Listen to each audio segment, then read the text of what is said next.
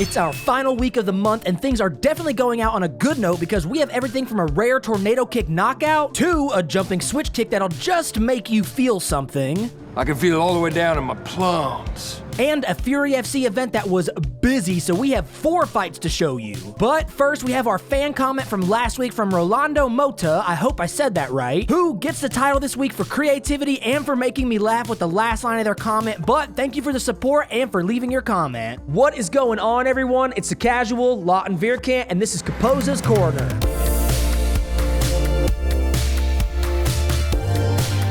Kicking us off this week, we're going to Pound Storm in Tokyo where we have 1 fight. Here we have a bantamweight matchup that sees Shoji Sato with a 2-2 record, and his opponent, Toshiomi Kazuma, is a 9-1 prospect that was actually featured on the show back in January. So, the first round was a lot of ground game, as Kazuma, who has 6 submission wins already, was trying to end the fight early, but Saito defends the submission specialist for the entire round, and we go to the second round.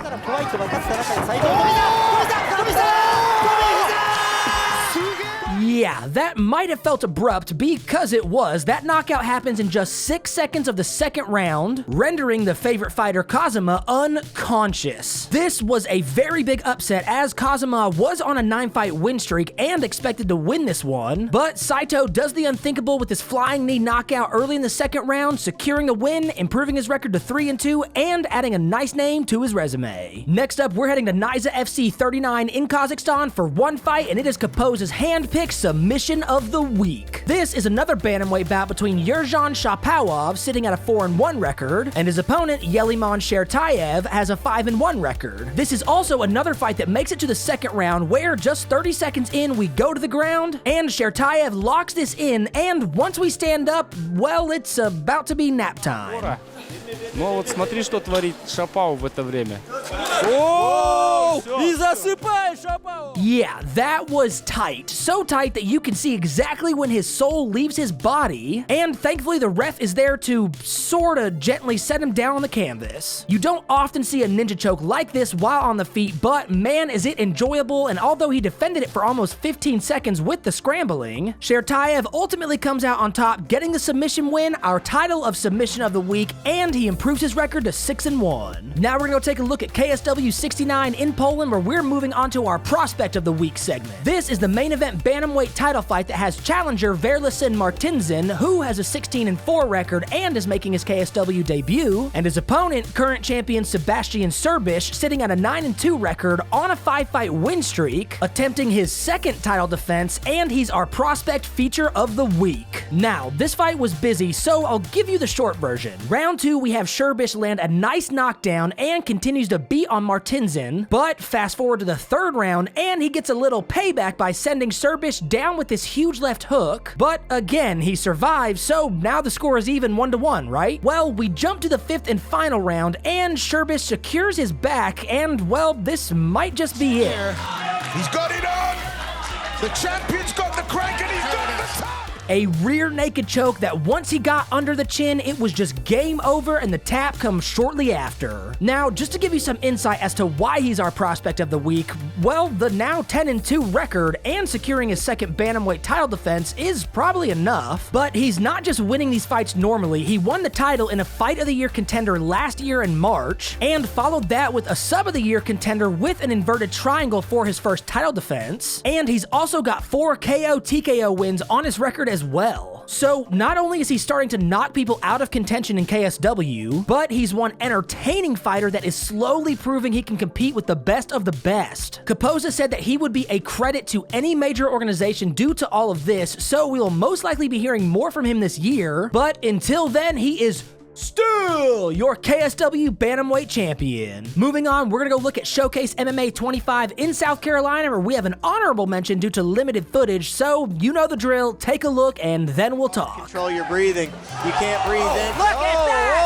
Wow! Done! Deal! Tornado kick! Knockout! Yeah, remember me mentioning a tornado kick in the intro? Well, this is the one. And that's Mason Wester throwing the kick, who is just making his amateur debut. And the poor soul that ate that kick, well, that's Kaysen Taylor, who is also making his amateur debut. We wish we had more footage of this, but sadly don't, and this did happen just under 2 minutes of the third round. And you'll also notice that it looks like he lands a few hooks after the kick, but all three actually miss. So this tornado kick is all it took to send him down and out to the canvas. Mason is only 23, and if his future in MMA looks anything like this tornado kick, well, I am here for it and ready for some more. Up next, we're heading to Attitude MMA Fights 23 in Tennessee for one fight, and this is a middleweight matchup that sees Danny Barlow with just a 2-0 professional record, and his opponent, Jordan Fowler, has an 2-6 pro record and is on a 3-fight losing streak. This is another one we're cursed with minimal footage of, but it was just too good to skip over this week, so we're just over 1 minute into the first round, and just take a look and enjoy.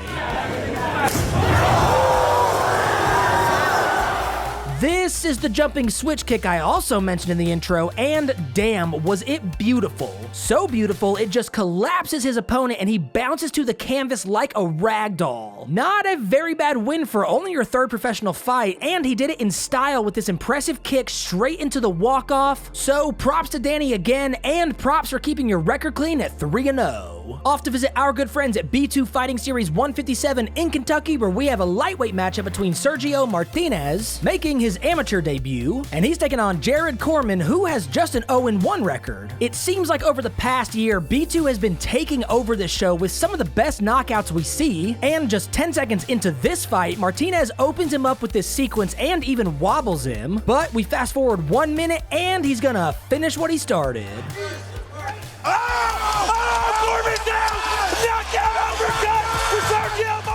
Uppercut directly through the guard, one folding body, and this fight is over. Talk about a week with some crazy debut knockouts, and we just keep adding to that list. Also, the live angle looks like it didn't even really connect, but the slow motion replays prove otherwise, as you can just see Corman's head snap, and the lights immediately go off. What a win though for Martinez as he lands this nice highlight reel as well as his first MMA win. And for our last promotion this week, we're checking out Fury FC 60 in Texas, where I mentioned they had a busy week, so we have 4 fights to show you. For the first, we have a featherweight bout that sees Oliver Jimenez, who's making his pro debut but had a 3-0 amateur record, and his opponent, Christian Lopez, has an 0-2 record and an 1-4 amateur record. This one is probably one of my favorites of the week, mainly because, well, you'll see in a second, but also because this all happens in just 50 seconds of the fight. Hook kick.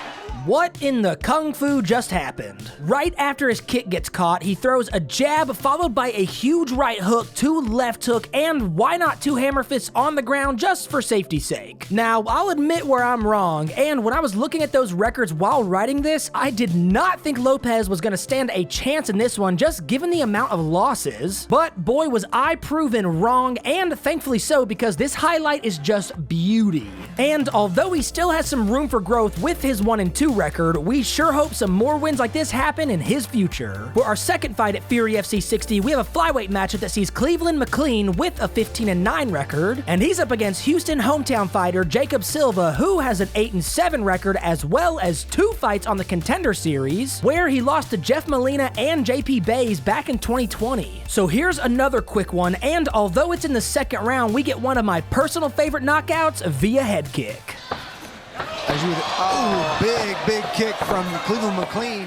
Oh yeah, a head kick followed by a head slam on the canvas, one premature celebration, a lone ground and pound, and a silent crowd as their hometown fighter has the ref step in to stop this fight. Now, it did look like Silva started to attempt defending, but once the ref gave him the chance, and you can see it in his eyes, he was just not all there, so thankfully not too much extra damage was done before this one was called off. But what a win for McLean as he improves his record to 16-9 and adds a nice name to to his resume.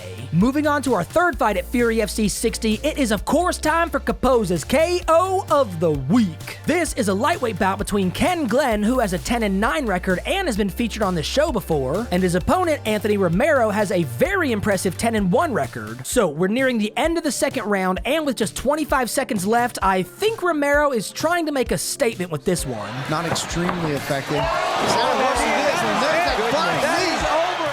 And make a statement he did with this perfect flying knee into one ground hook, and this fight is over. And a little backstory, Romero was almost our prospect of the week, and here's why. 11-1. Yeah, not a terrible record for anyone at any stage of their career. Oh, and I forgot to mention, he competed on the Contender Series back in 2020, where he won via decision, but wasn't offered a contract. But immediately after that win, he went to LFA and secured a win, and now secured a win at Fury FC, both of which we all know are basically feeder leagues to the UFC. So although he wasn't our featured prospect of the week, keep an eye out for him because it is not going to be a surprise if he gets on the Contender Series again this year, or hell, even straight to the UFC. And for our last fight this week, we have a flyweight fight that sees Angelo Trujillo with just a 1-2 record, and his opponent, Josh Van, has a 3-1 record. So immediately these two just start going at it. Nothing too damaging landing, but you can just tell these two are going for the kill. So as we near the 1.5 minute mark of the first round, if you are wanting another head kick this week, well, you're gonna get one. Here now,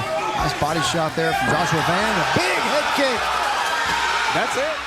Yeah, a head kick that goes right over the guard and sends his opponent lifeless to the canvas. This was another knockout that you can just see immediately that the lights are off, and he just face plants to the ground, and this fight is over. Not a very bad way to end this week of highlights, as Josh improves his record to 4-1 and gets to look back on this nice highlight. So this was a short month given the rebrand happening mid-month, but don't forget to leave a comment down below for your top picks in each KO, sub, and prospect category, and we will announce the winners for April next week. And although we only have 2 choices for each, moving forward we will have 4 to 5 per category per month, so make sure to stay tuned. And as always, we want to say a huge thank you to Caposa for helping us compile these lists and for all the hard work he does behind the scenes. So please go give him a follow on his Twitter at Grabaka_Hitman, and you can show him some support by checking out his Patreon at patreon.com/Caposa. And we can't forget thanking all these amazing organizations for hosting these events year-round for our viewing pleasure, and to the fighters, winners, and losers, and we will see you all on the next video.